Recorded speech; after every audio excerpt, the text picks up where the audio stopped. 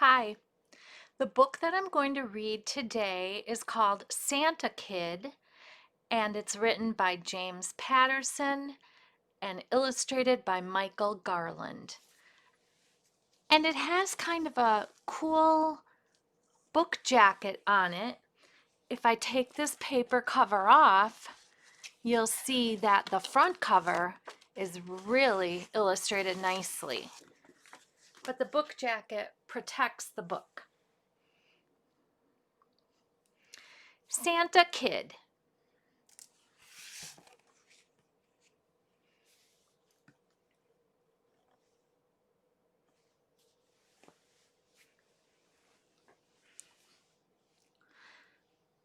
Listen closely.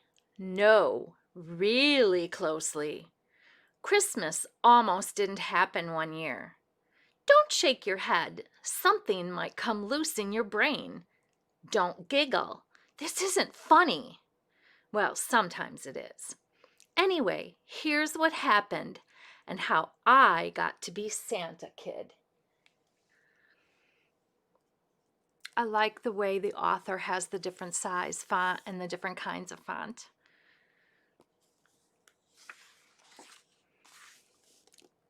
Santa Kid.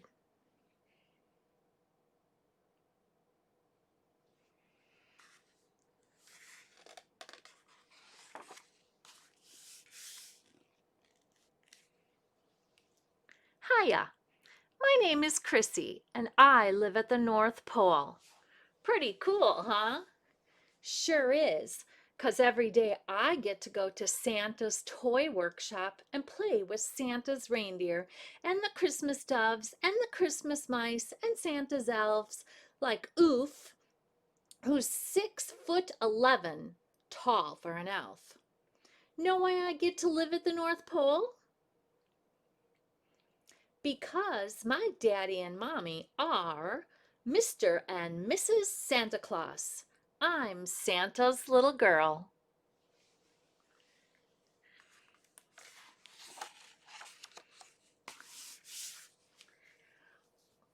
All those who want to live at the North Pole holler. I want to live at the North Pole.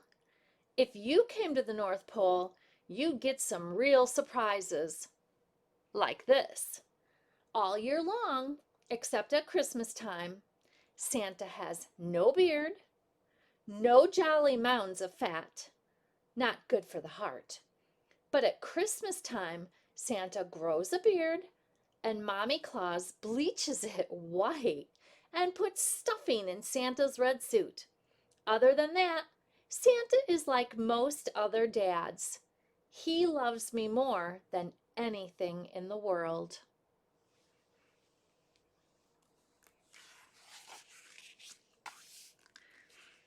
Santa taught me lots of cool things, but there was a whole lot I didn't understand about Christmas.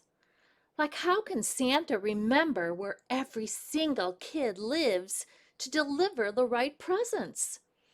And how does he fit all the presents on one sleigh? And how come the reindeer can fly on Christmas Eve night? My dad, Santa Claus, would just smile and say, Chrissy, you have to believe.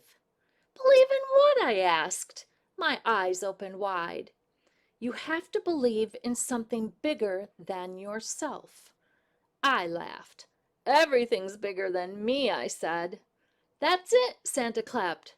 Now never forget it.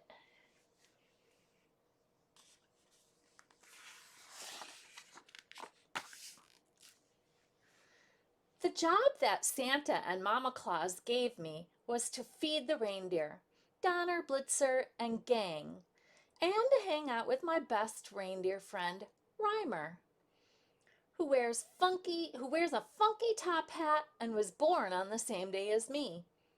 One morning, Reimer and I heard a roar in the skies. We looked up and saw an airplane landing at Reindeer Field. The plane had writing all over it that said, Xmas Express, Xmas Express. Must be somebody big in business, rhymed Reimer. Let's go see who it is, Ness. We didn't know it, But everything was about to change.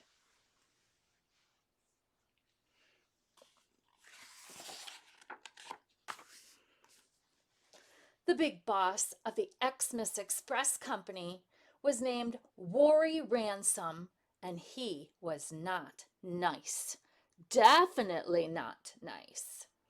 That morning, Worry marched into Santa's office at the toy workshop like he owned it. "We're here to buy the North Pole," he shouted, because Worry Ransom always shouted everything. "Actually, we're here to buy Christmas." Santa couldn't believe it. "Oh, Christmas isn't for sale," he said with a ho ho ho. Then Worry Ransom laughed too, a very loud, very mean laugh. "You better believe this," he told Santa. "Everything's for sale."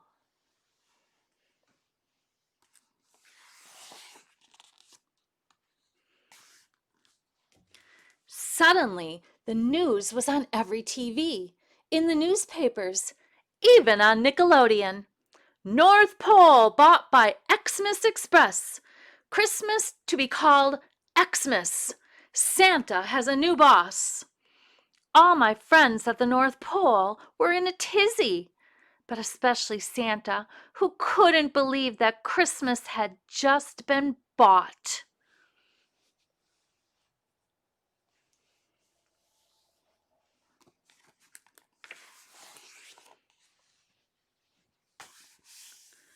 But trust me, I saw it with my own eyes. Everything at the North Pole seemed to change overnight. The Christmas doves wouldn't fly or sing. Oof and the other elves stopped making toys. The Xmas Express Company families began to arrive in their shiny black cars.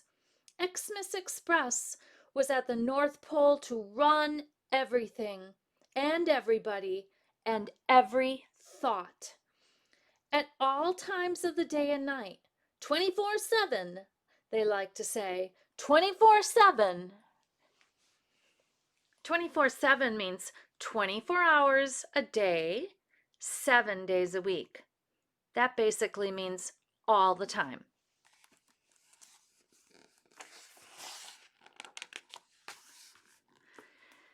Now, when I went to the toy workshop, everybody looked so glum and gloomy. Xmas Express was making new kinds of toys. Toys like Weird Wally, Warmunga the Warrior, Princess Pee-Pee and Poo-Poo, Doggy Doo-Doo, and everybody's least favorite, the 315th day toy, which on the 315th day of the year, every year, fell apart. "Not nice," Oof, the 6'11" elf said to me. "Just not very nice at all." It was the worst thing Oof had ever said in his long, tall life.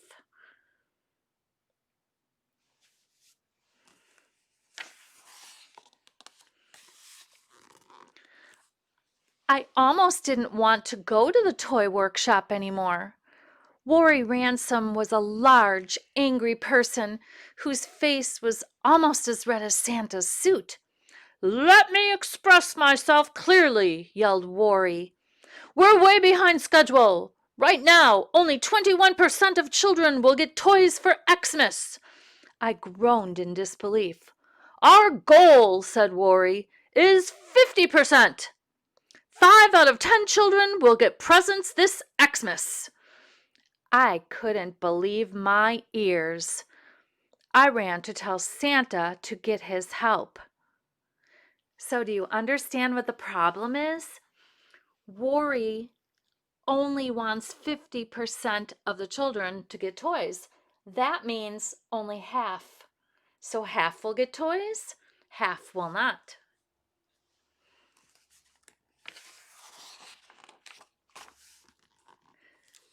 Santa had stopped going to the toy workshop. Then he stopped going out of the house.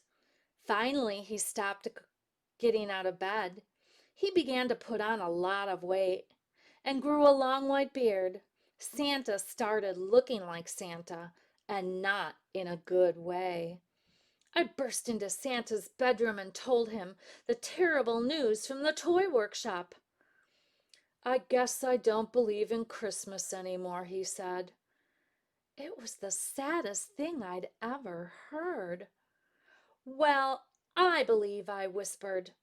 "I'll always believe in Christmas."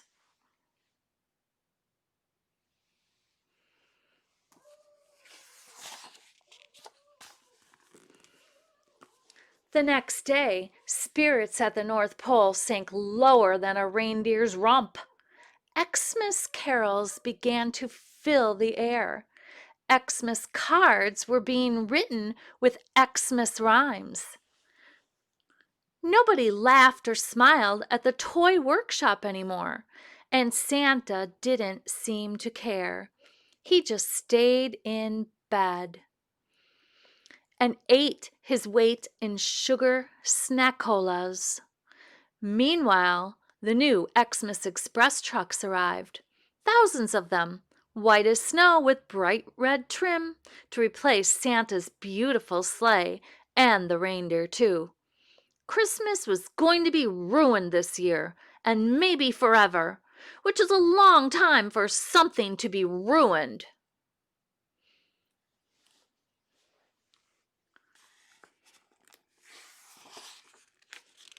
So I decided to do something. You have to believe, I reminded myself, in something bigger than yourself. I rode Rymer the reindeer over to Worry Ransom's house. Worry answered the door.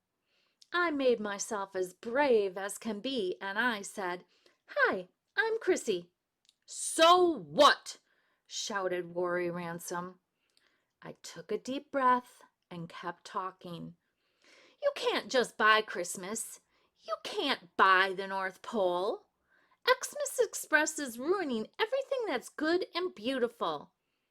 "You're wasting my time, and time is money," Worry shouted.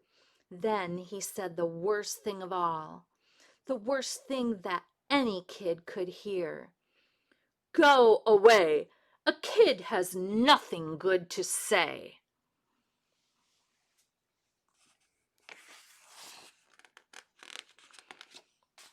In a wink, in a blink, it was Christmas Eve.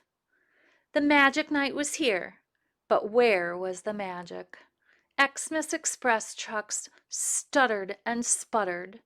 Some were stuck in snowdrifts up to their ugly logos. The Christmas presents weren't being delivered. Not 5 out of 10. Not 1 out of 10. Worry Ransom screamed at the elves. "This is your fault! It's none of my doing!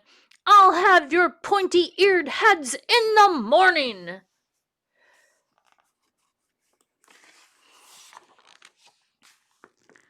I ran home to tell Santa as fast as I could. I brought everybody with me. Mommy Claus, the reindeer, and the elves. "You have to save Christmas," I begged Santa. But my dad just looked at me. "Do you believe, Chrissy, in something bigger than yourself?" There were tears in my eyes, and I could barely find my voice. "Yes, I believe. I've always believed." Then Santa smiled. "Well, I'm too heavy for the sleigh," he said. "But if you believe, you can save Christmas yourself." Do you think she can do it? Well, I'll tell you. I had the whole North Pole buzzing. The elves were smiling, and so were the reindeer, and even the Christmas mice. We hauled out Santa's sleigh and all the good toys. No Princess Pee-Pee and Poo-Poo, no Doggy Doo-Doo. Everybody pitched in. Everybody believed in the magic. But did I? Did I believe enough? How could I possibly know the address of every single kid? How could all these toys fit into the sleigh? Then Worry Ransom ran toward me. Kid, this won't fly, he yelled. Santa's sleigh won't work without Santa. I looked him in the eye, and here's what I said. Kids are small, but kids are smart. Kids are smart enough to understand the magic of Christmas. And then the most amazing thing, the magic happened. The reindeer flew, the sleigh full of toys took off, and so did I.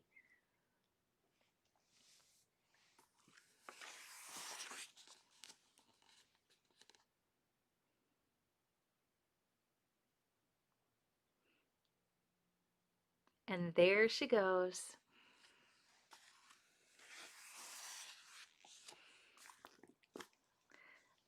I believed in Christmas in a way I had never had before.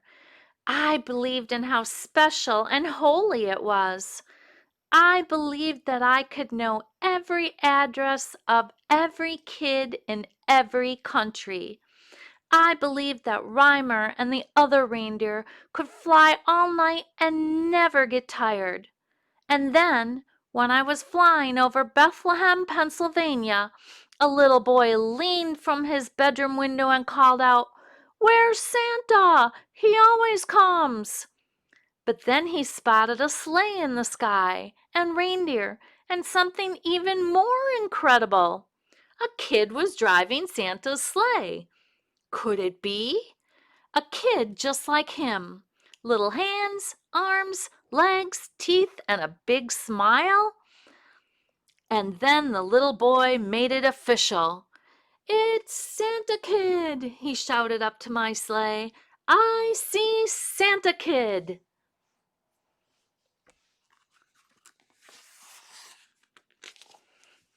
Believe me, I was having the night of my life, the night of any kid's life, delivering Christmas presents to everybody everywhere. I remembered every single kid and where they lived, and that means I came to your house too.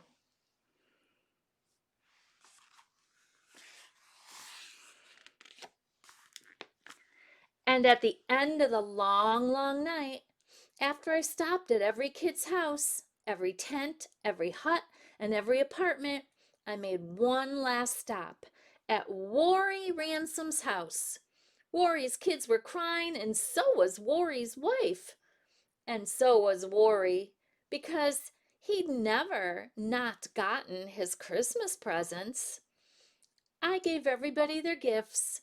Then I shook Worry's hands. "No hard feelings, kid," he yelled. "No hard feelings," I said. "But you and your friends and your broken down trucks and your shiny black cars have to get out of the North Pole by New Year's Day." And that's what happened.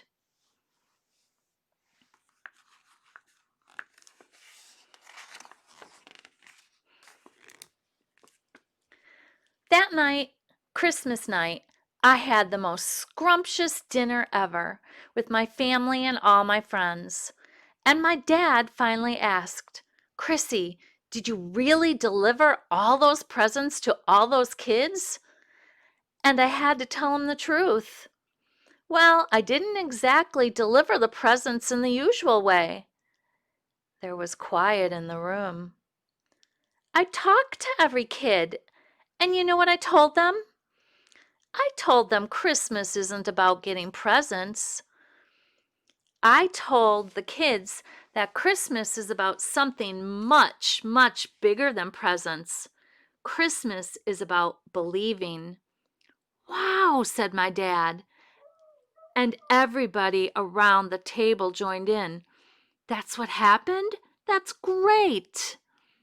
I started to laugh, and then I winked at Santa and Mama Claus.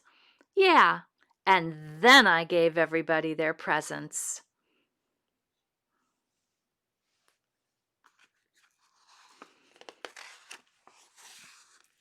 And that is the end of our story. And in this particular book, it has a little message in the back. Now I have a present just for you. You can open it if you'd like, whenever you'd like. It's from Santa Kid and all your friends at the North Pole. Just remember, kids are small, but kids are smart. And kids are the ones who know how to believe. And if you open it up, there's a cool poster. And it says, Believe, from Santa Kid and all your friends at the North Pole who love you. So it's a little added bonus at the back of the book. I hope you enjoyed the story, Santa Kid.